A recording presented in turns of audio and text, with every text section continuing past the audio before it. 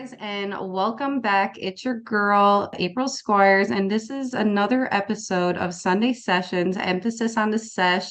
It's your favorite series called Stone Chats with Friends, and this week we have a little special guest. He had reached out to me. He wanted to kind of share his story to you guys and kind of just talk about, his journey spiritually going to India. And so our special guest today is Kevin Sparks. Kevin, say hey. Hi there. How's everybody doing? I would just like to say, everyone, that Kevin is, if you could see him right now, he is the definition of comfort. He is chilling. You look cozy, Kevin. Yeah, I got the blanket on. I don't really go around my house without a blanket on, because it's too cold. It is too cold. It's fucking getting Yeah. frosty out there. I went out yesterday morning, frost on the windshield. I was like, please, dear God, winter is coming. It's getting chilly out there. It's like 4 degrees there last night, so I was like, yep, it's getting winter again. I guess our mutual friend Nick Hiscock just mentioned that he likes talking about stuff when you're high. Why don't you reach out to April and just see if she'd like to have you on the podcast? And I was like, sure, that sounds like a great idea. I haven't really got a chance to talk about it with a whole lot of people besides like some close friends and family. So yeah.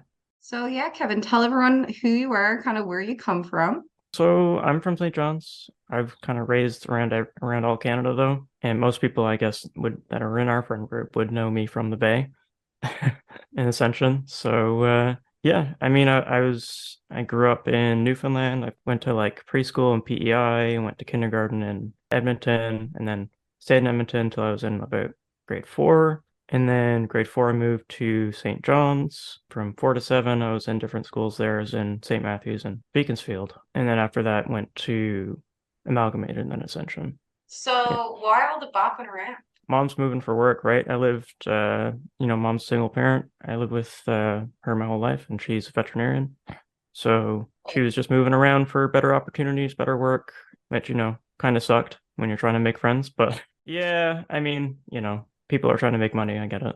So, yeah, tell everyone about this spiritual healing, kind of why India, kind of why you wanted to kind of move towards happiness since like a really young age, just like things just changing after high school for you. Yeah, I mean, I don't think they changed a lot after high school. I think I more found myself again, is a better way to put it. I don't know. I had always been a kid who kind of looked up to esoteric ways of living. I understood meditation as like this esoteric knowledge that I gravitated towards from a fairly young age. Like, okay, these people understand something that I don't understand, and they feel great.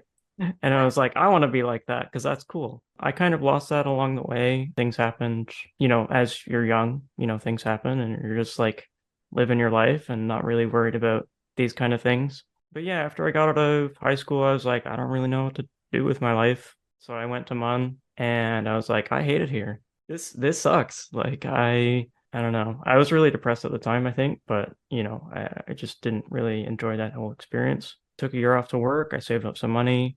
While I was saving up some money, I also got into cannabis.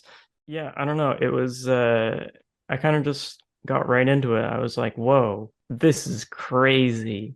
I would get so high off so little weed, and I would get like visuals. I would get like full on tripping spiritual experiences on marijuana. And I was like, this is awesome. But yeah, that's really what started my journey. I guess that's what ignited that fire, I guess, to really learn more about it and really into a lot of spiritual talks online and stuff like that, like Alan Watts, Sadhguru. Geez, I can't name them all off the top of my head. There's a lot of them. Eckhart Tolle, some Swan, she goes by something Swan. I can't remember her full name. Teal Swan. Teal Swan is her name. And also a Buddhist monk teacher that talks about a lot of stuff like that. Anyway, I got really kind of hyper focused on one guy, Sadhguru, just because I was like, okay, this guy's in India. He's doing yoga. He's teaching people yoga. He's teaching people meditation. He's teaching people, achieve this state, we'll say. I was watching his videos for 6 months trying to get a feel of like, is this guy for real? Is it bullshit? What's the deal here? What is the Yeah. tea? So what is the tea? Like, yeah, I kind of weighed my options at the time and I was like, well, I can do this or I can continue working overnights at a gas station. And I was like, one sounds a lot better than the other. Guess which one it was? Yeah. So I booked the trip kind of without telling anybody. I just booked it, and then like a few months down the line, before a month before I was supposed to leave, I was like, "Oh, by the way, Mom, I'm going to India in a month." And she was like, "What?" And I was like, "Yep, and you're not gonna stop me from doing that. Sorry." I was I like, gotta "Sorry, go. Mom, I got plans. I gotta go." So anyway, my whole family was like stressed out while I was there, and I was like, "Sorry, you don't have to be worried. I'm fine." You kind of get ready, your month's up, you're saving up your last bit of money. You Yeah, kind of say, fuck it, you get on the plane, you head to yeah. India. So you get to India and then you kind of get to, so what was the building that you went to? So when you first get to India, you're just like, okay, it's a little bit busier than I expected, and then you get out of the airport, and then it's really busy. It is really busy. I took a taxi from there to the ashram, which is like the temple, basically. I remember just like him driving the car. It's like he was driving through an obstacle course. Like it was crazy. It was crazy. Like the amount of traffic and people and shit happening. One guy got rear-ended right in front of us. It was like a motorcycle, and then he just like was looking at something, and then he just rear-ended the car that was in front of him. And I was like, holy fuck, this place was crazy. When you first get there, they kind of drive you through the back of the temple. You don't really go in through the front, which I thought was kind of weird. But I think that's just for like the people who are foreigners taking taxis and stuff like that. So I get there and you kind of arrive at this kind of, it's like a big street, but it's only for walking and it's all like stone. It's not really concrete. It's just like large slabs of stones. And then you're just walking on it and the stones are really hot because it's like 30 degrees outside. So if you're going there with bare feet, I would not recommend it. Unless you like, unless like you like burning your feet. And then it's just like, okay. Yeah, I mean, yeah, anyway. You go in there, you kind of talk to it's just like a big rectangle building that you go in. It's all open, nothing's really closed off. It's all open air. There's no really doors. Kind of just like walk in and be like, "Hey, I'm here to stay in the ashram." And they're like, "Okay, did you fill out all the stuff that you had to fill out and you got your visa and all that stuff?" I was like, "Yep, I got all that." So they're like, "Okay, cool, you can go stay. We're gonna put you in the paid living space for now. So you have to pay like, I don't know, it was like 700 rupees a night or something, which is like, it's not much at all." So I stayed there and it was, it was nice. It was pretty bare bones. I mean, I guess it's supposed to be. So so I stayed there for a couple nights just in the paid bedding. I was like, yeah, this is fine.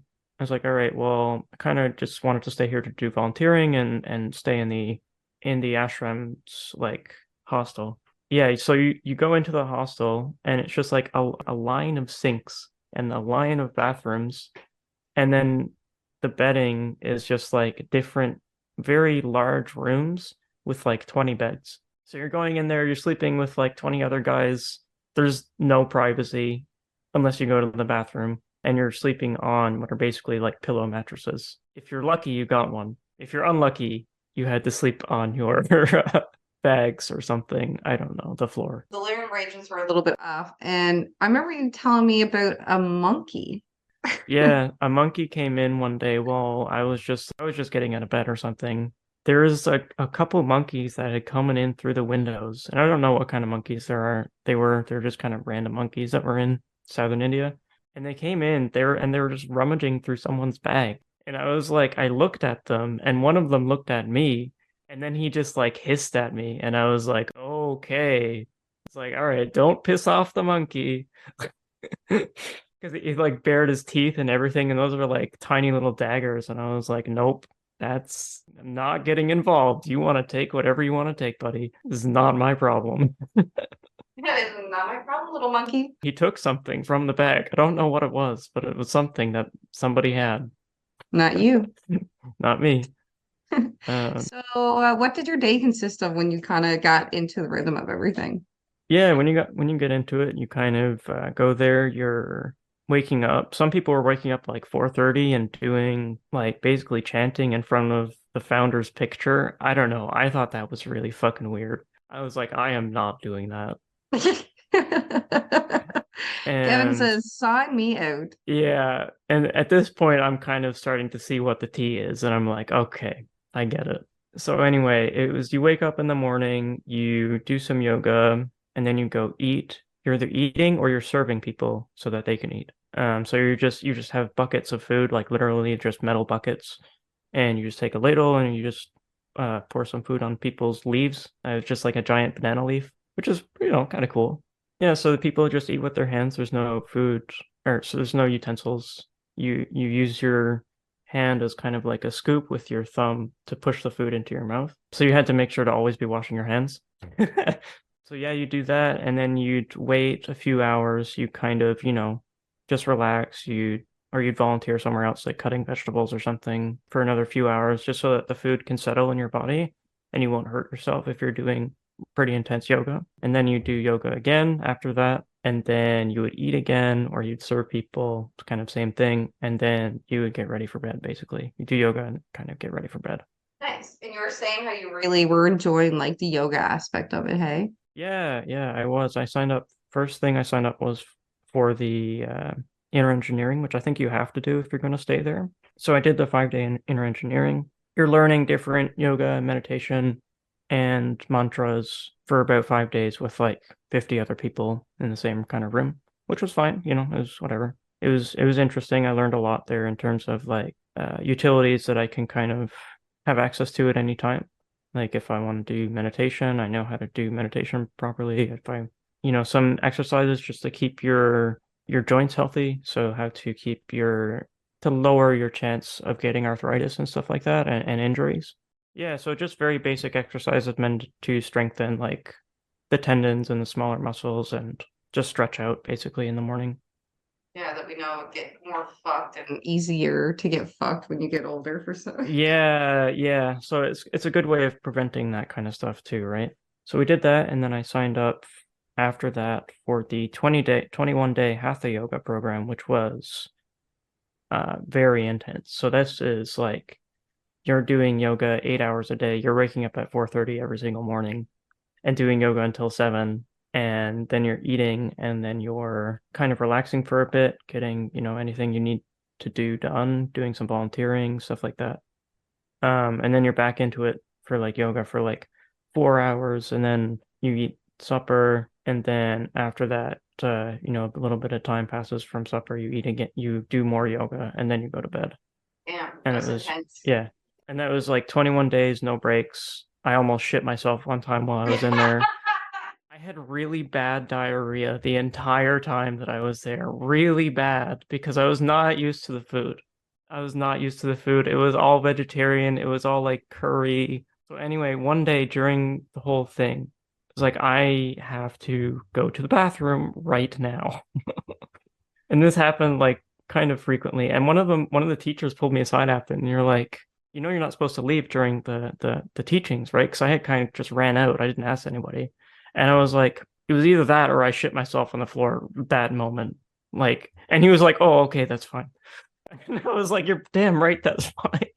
You're damn right. I'm not shitting my pants in the middle of yoga. That's very No, yeah, and there's like 1,000 people in the same room, so if you shit yourself, everybody's gonna know. that is true, Kevin. So I was actually going Yeah, to ask you about when you felt unsettled. Now, obviously, this is a moment in which you felt unsettled, but you said while you were there, yeah. you kind of felt unsettled and you kind of wanted to transition out of being in just that space in India. You go there and you kind of, after a while, you're like, oh, this is a cult. That's when I was like, I started to get unsettled because I start to notice a lot of their tactics to get you to join their cult and to kind of break down your mentality that you are something like external of the cult. It's pretty fucking crazy. I was like, okay, I'm not going to do that because I don't want to have a mental breakdown while I'm here because this is not what I'm here for. A spiritual awakening and cults are very tricky, Yeah, so similar this is but the different. tea, right? This is the tea. So this is the bullshit that you have to be careful of. I have met some trusted friends there that I connected with, Santosh and Kishore, Santosh Vid and Kishore Narode. Shout out to you Um, guys. they're special people, and I mean that in the best way possible. Me and them, I was like, all right, I'm gonna go, and and if you guys want to come with me, you can, because they're also kind of noticing this, and they didn't really want to be there. And I was I love like, cult lovers, I guess. yeah. And I was like, do you want to just like travel India? And they were like, how are we gonna do that? And I was like, I just bought a motorcycle. So yeah, I had bought this secondhand motorcycle off of like the Kijiji of India. When I buy this motorcycle, Buddy starts it up. He's driving it around a bit, and I'm like, right on, it works. And so I pay it for it. He leaves. I'm like, cool, I got a motorcycle now. I try and start the motorcycle. It doesn't start. I'm like, oh no, what did I just buy? Anyway, I had to roll it over to like a local repair shop, which is just like a guy in a shed that had like a sign above it saying repair or mechanic or something. And I was like, okay. And I just let him work on it for like a while. Yeah, he fixed it. I don't know what was wrong with it. Something was like clogged or something like that. I don't know. I was watching him take it apart and I was like, I don't know what this guy's doing, but he seems to know what he's doing. He fixed it and I was like, cool. So I got on it and I was like, I didn't think about this. I've never driven a motorcycle. I don't know how to drive a motorcycle. The biggest thing I've driven that's a two-wheeler is a bike. I get on it and I try and accelerate and I basically almost die. And then I'm just like, holy shit, okay, not doing that again. I called my friend. I was like, hey, can you drive this motorcycle back to the ashram? And he was like, yeah, sure. So me and him, he came and got the motorcycle and I think I just got a cab home. But yeah, everybody in India knows how to drive a motorcycle. I was probably the only person in India that doesn't know how to drive a motorcycle. But yeah, after we bought the motorcycle, we left Coimbatore, which was the town that we were in, southern India, Tamil Nadu area, and we left. And our first trip was like up a tiny mountain, so you get like the winding roads up the mountain. I remember our bike was having a lot of issues when trying to climb, so we had to get a new battery at some point, which was fine after we paid, $50 for a new battery. It was, worked. The motorcycle was fine from then on. So we kind of just like we planned out that we were going to stop small-ish, medium-sized towns and see any temples or holy sites that were along the way or any landmarks and stuff like that. And yeah, we kind of just went. Like we just drove. Saying how you were trying to get up to a temple one day. I remember when we were talking a little bit about this and we were driving down some ideas, you said something about getting stuck. Oh, yes, yes. So as we drove through Kashi, this was like still not in the mountains, but Kashi is like the most holy city in India. It's right next to the Ganges River. It's supposed to be the city of the most respected, I guess, deity in India. He's supposed to like own that city, and I was like, okay, well, that's cool. But here you get people that are actually, this is where people go when they die. So people, they take the bodies here of their dead relatives, and then they burn them on sandalwood. And so it's a very sacred place in that sense, where you're witness to this, and you're like, okay, like this is a place where I kind of need to be very respectful and reflect on life a bit. Yeah, I don't know. I don't know. It seems like people these days don't really have a lot of respect for death and stuff, unfortunately, which is kind of funny. But yeah, I saw some guy there just like with one of his dead relatives and he was like taking a selfie and I'm like, bro, this is not the place for that. That is like I was Like, like, put this your is phone away. yeah, like holy. Anyway, I mean, you're driving through India and it's like crazy. There's traffic everywhere. The roads are packed. There's people going the wrong direction and it just seems to like it doesn't matter. There's no rules. People don't care if it's a red light, people just go anyway. Because I don't know, it's fucked. Yeah, it's like there's cows everywhere, there's dogs everywhere. I didn't see a lot of cats actually. I saw like one or two cats. There's deer everywhere. There's elephants. I saw an elephant, like a wild elephant. It's one thing to see an elephant in like an enclosure or like on TV. We passed it on the motorcycle and I was just looking at it and I was like, But holy shit. So from there we kind of went up the mountain. So we went to the Himalayas and we started just like driving up the mountains. There was supposed to be a hike up there that we were going to go on. Well, there's a few hikes up there, but there was a main hike that we wanted to go on was the Kedarnath hike, which is like a couple kilometer hike along kind of pretty treacherous path to a temple that's kind of situated in the Himalayas. So first we went to Badrinath, which is like a close city to that, and we stayed there for a while. And it's the only time that I saw snow in India was up in the Himalayas. And then from there, we went to see, because it was close to one of the bigger mountains, not Everest, but it was close to Trishula Mountain. It was cloudy the day that we went to see that mountain. And I remember the clouds parted for a second, and all I could see was the mountain. Like it was just going up past the sky. And I was like, holy shit. I was amazed. Like you think it's big seeing the other mountains in India, and they're all like 3 kilometers tall and stuff like that. But to see this thing, which is like 6 or 7, I was like, what the fuck? Like I couldn't comprehend how big it was. Puts into perspective how small we are. Yeah, it really does. Like you think it's big going up these like 3 kilometer, 2 kilometer mountains, and you're on top of them, and then you see this thing. The whole thing covers the sky, and you're just like, what the fuck? Where did this come from?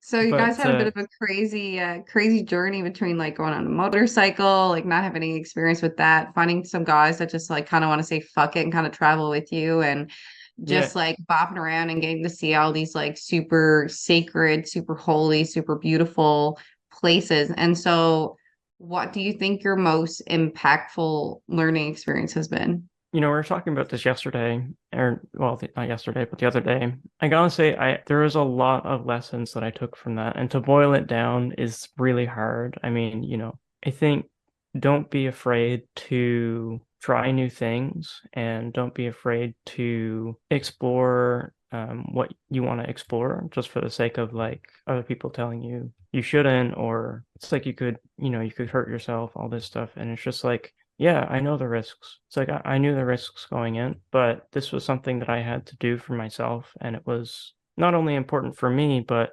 what I felt was important for the people around me. I mean, I was going on this journey to find well-being within myself, to find, bliss within myself, to be the best person that I can be for everybody else, including myself. So this is what I went there for, and I felt while I was there, I kind of felt like the universe was on my side. And yes, I definitely had some help from my mom who sent me money because I fucked up my visa. But anyway, that's a whole nother story. It's funny though because I know people are so afraid. There's so much negativity that goes on in the news and about all these different places, and a lot of it, anywhere can be scary and anywhere can be Mm, dangerous and anywhere can make people fearful. And whether you're here or abroad, it doesn't matter. Like that natural fear and that natural guard that we have up in a day-to-day life, that's everyone's lives. That's everyone's provocative, that's everyone feels that way. So don't limit yourself in life because you're afraid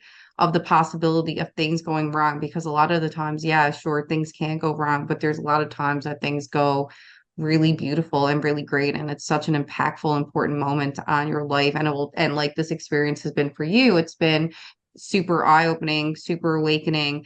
And we were saying about so many people are trying so hard to put a lot of good into the universe now, and talking about manifesting and positivity and stuff, and kind of just like trying to reconnect with ourselves, aim to be better and do better.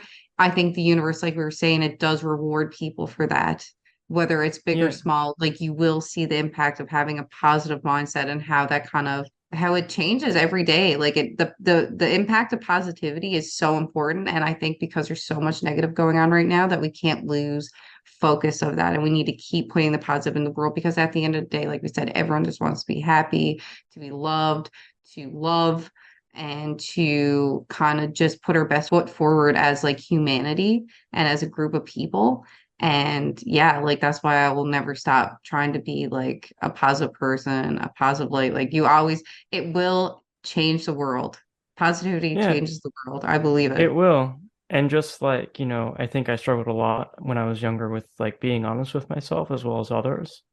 And I don't think it was just like a malicious thing. It was just like that's how I learned to be from my experiences. I never really talked about how I was feeling. It just wasn't who I was. It's just not, that was just not a part of myself. And as a human being, you don't have that ability. Like you really don't.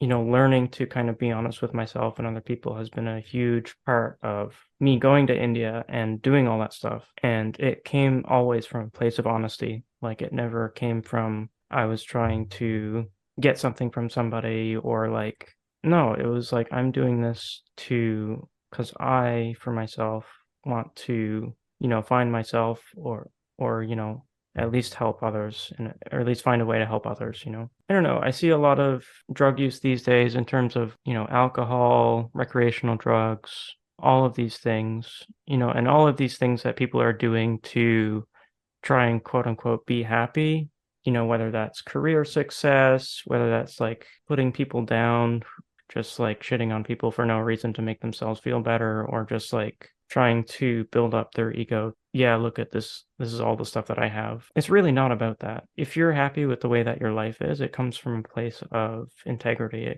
If somebody asks you, how are you doing today? I'm like, I'm doing pretty good, man. Like if you're feeling shitty, like tell somebody, like shit. Yeah. Shit, be feeling like shit Yeah, is shit. Yeah, yeah. 100%. So, yeah, we were just saying about putting good out there and kind of receiving that good back. Talking about how much like poverty and there was over there, which is so sad to see. And we know that everyone is getting affected by it, right down to the basics, wanting to help others and kind of like wondering where to start. While we were traveling through there, you see a lot of poverty in India, which is really, really sad to see. People that were just sitting on the side of the road in the desert, and they presumably only have the clothes that's on their backs. I don't even know if they have a place to live. And you're just like, holy shit, like what can we even do about this? And the ashram that I was in, besides the culty stuff, they were doing a lot with trying to restore the rivers because there's been a lot of drought in India these days. So planting trees around the riverbeds to actually hold the water in the riverbed is actually really important so that the water doesn't just like seep out of the river because there's been a lot of deforestation and destruction of the climate in general and the ecosystems. So they're losing their rivers. Like the rivers are literally drying up. They go from these like huge channels to basically just a stream or nothing. You see these places with rivers that are flowing and they're flowing well and it's lush and everything is doing well. The people there are noticeably much healthier and happier, more vibrant. Whereas like in a lot of places it's almost destitute and the amount of just like random weird construction and I don't know. It's just a mess there, in a lot of places, and it's really sad to see. Like you have to care about the environment. Like we have to. Like there's no fixing Mother Nature if we continue doing what we're doing, burning all these fossil fuels, polluting the environment, burning trash, causing wars and stuff like that. It's crazy. Like and genuinely, it's crazy and wasteful, not only of human life, but of like all life. It's so wasteful. We are doing better. Like I think there's a lot of movement in the youth of today that be like, yes, let's fix this thing, and they're passionate, and everybody's passionate about doing it. Just like, what do we actually do? Well, I know at least here you can get involved with Fridays for Future St. John's. You can get involved with the Youth Climate Courts is one that I'm in actually. They're a fairly new group, but they take like the governments to a mock court and basically be like and charge them with not actual charges, but as they would if we consider the climate as a human being, we shouldn't disrespect the climate like we wouldn't disrespect any other human being. And in India, they have the rivers there are actually personified. Like they have the rights that a human being does, or some of them. I think that's been a relatively new push, and I think that's something that you should be able to do anywhere, really, with any ecosystem significance. I think it's really important that, we make the case for these things and trying to phase out fossil fuels as much as possible. Yeah, and it doesn't have to be like for our own lives because we need fossil fuels, unfortunately. We can still do things that be like, oh, maybe use the car a little bit less, or maybe invest in a hybrid or an all electric. And I mean, these are all things that, big oil pushes on us these days. And it's all like, yes, we can do these things, but it doesn't change the fact that Hibernia or something had like an oil spill. These things don't change the facts that we're destroying the climate. And it's not our fault.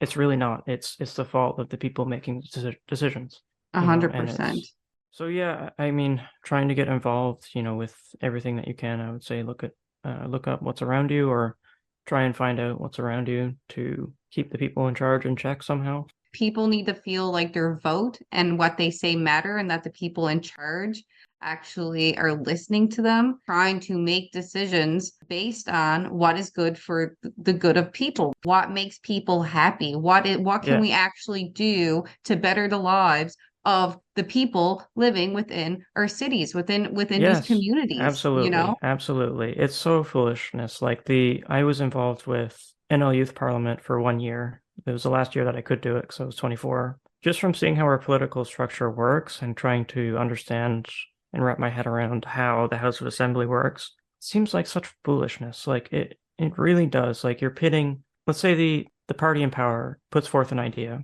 It's the opposition's job to completely oppose that idea for finding solutions that make sense. So you put out this idea, what if it doesn't work? What if it's too expensive? All this stuff. Yes, that is fine. But on a federal level, just attacking people for their ideas on like how they can create solutions for people you're just attacking people for it. You're not actually offering anything else. It's such a stupid game. It feels like that's what politics is these days. It's just a game of big name celebrities just fucking with each other. And it's such a fucking racket, honestly. I know, and we get lost in the Yeah. sauce of what actually needs to be fixed, which is like housing or like Yeah. clean water or like Yeah. try not to fuck the planet, like we've been saying for Yeah. years and years and years, so that our generation doesn't have to suffer. Now it's us who wanted all these pushes, who are pushing to do better and be better. And Mm, unfortunately, we're so many years behind, but we're so many years ahead just because of the people who've been consistently fighting and consistently mm, making their voice heard, which is so important. It just goes to show the willpower of humanity, of being like, we're holding people accountable. And it's mm. nice because those people give us the motivation and they also give us a little bit of the hope. Like we were saying, going from hopeless to hopeful. Those are the people doing it, the people on the ground, the people who are pushing to make these people in charge be held fucking accountable. Yeah, and I didn't mean to get all political about this. I guess my time in the NL Youth Courts or NL Youth Parliament, sorry, was a great time because I got to see what politics could be if people actually just worked together like they agreed on the same issues. Like, yes, we have to fix climate change. What are we going to do about that? We're going to install at every gas station, there's going to be an EV charging station so that we're investing, the province would be investing in EVs. And these are all motions that were brought to the Newfoundland government from the NL Youth Parliament because they are like an official group. So they're brought to the people in power. And I haven't heard a single fucking thing that we brought up that they also talked about. Not a single fucking thing. No, so So they're they not didn't talking about what people actually want. they're Bullshit. they're talking about, I mean, they are talking about like housing. Yeah, we need housing, but like who could have saw this coming? Like, are you serious? Like you're taking in all this immigration. Like I have no problem with immigrants, but when you're taking in a mass amount of people, what do you think's going to happen? There's going to be no houses. And And between everyone having it on like Airbnbs and people like renting out yes, and really oh expensive my gosh. properties, if we're talking about people saying about people going to shelters and stuff, there's not a lot of safety there Hmm. because they're underfunded too. Like if you're And going, it's just good to yeah. do good things, but you need to plan accordingly. And you knew it was happening. So instead of being proactive in doing a good thing and making sure it's even better, like actually trying to put into work to actually push to have it make sense, now Mm, everyone's scrambling and it's coming into winter and there's people with no fucking places to live. And it's like, yeah, you done this to people. And I don't want to hear people saying, oh, I'm not, people don't want to work and people don't, no, people no. are working. People still can't fucking afford to do shit. People have to work. We don't have a choice anymore. We have to work. Like if you're working at gas stations and shit like that, they're paying you pennies. No, they can't afford anything. Like they can barely afford their rent payment. Government, let's tax sugary drinks, but let's not make healthier options cheaper. Like fucking make that Yes. make sense. Yeah. I don't know. It doesn't, a lot of things don't make sense here, but yeah, anyway. We need to find contentment, whether that needs to be within ourselves and it needs to be with people around us, and being okay with win-win solutions. And I think that's the biggest issue, is that a lot of people need to move past this pettiness of not wanting someone else to succeed. And that's, within our day-to-day lives, but that also has to do within the political system as well. Mm, Everyone is too busy trying to get what they want instead of trying to find that win-win solution. There is a lot of pettiness and a lot of bullshit.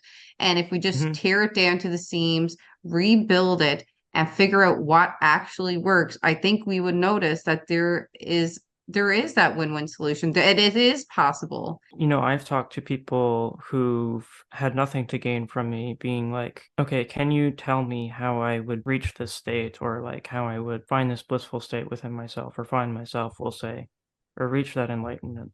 And I have people who've had nothing to gain from me say, it's the inward path. To be pretty angry about a lot of this, it's like you need to tone down your anger because it will not serve you, will not help anybody. And I was like, Anger hinders. You're right. I was very frustrated at a certain time in my life, and I didn't know any better. That's it. And I didn't have any tools that I could have access to, whether that be mental health tools, whether that be physical tools with yoga, whether that be meditation, all of these things, none of that I had access to. I think that's partly why I went there as well. That's not being dismissive of anger, but because there are still things I'm angry about, like climate situation. You can't let it get to you. You have to kind of realize that there is a solution. You have to try and at least be a part of that solution as well. I mean, you don't have to know everything. You don't have to have the right answer. But if you're doing the right things, like the things that are good for you and good for others, then, eventually the solution will come up. I agree. Focus on the Yeah. path of getting there instead of focusing on the things that could go wrong, or don't anticipate the worst. And I think that's Yes. Yeah. kind of the mindset that a lot of people have been pushed into, and like a belief that a lot of Mhm. people have been. They just assume the worst. They assume that things won't get done. They think it's like a passive negative mindset that they kind of put into people. And we have to be Mhm. stronger and like better enough to realize that that's not the way we have to live life. We don't have to anticipate the worst. There is the possibility of the success and where that is, and focusing on that and just pushing to get there. And eventually you will get there. Eventually things will make sense. Is there anything, Kevin, that you would want to say now that you haven't had a chance to say? I'm so excited that you came on. This has been super fun. And it's been, you know what? This is the whole point of Stone Chats with Friends. You start on one topic and somehow you end up on another. Yeah. You just gotta go where the good Lord takes you, as they It's a says. journey. It's a The journey. journey. Yeah, I never know where we're gonna end up sometimes. It's funny like Nope. that. But yeah, I guess, we were talking about this again the other day, and I said, while I was there in India, I had a profound sense after I came back, and while I was there doing the things that I was doing, I was like, we got this. Like there's no obstacles here, in the sense of focusing on the inward path, doing the things that are right for yourself and for others, not really focusing on, negative outcomes, even what happens so much in terms of like, if something negative happens, shit, you learn something. I think if we kind of keep moving forward in the external world with a sense of inner well-being, then we can accomplish anything, like seriously. But that requires teamwork, and it requires, a group effort. I guess to leave it off with a closing statement is just be true to yourself, and you got this, or we got this. We sure do got this, Kevin. And Yeah. thank you everyone for tuning in.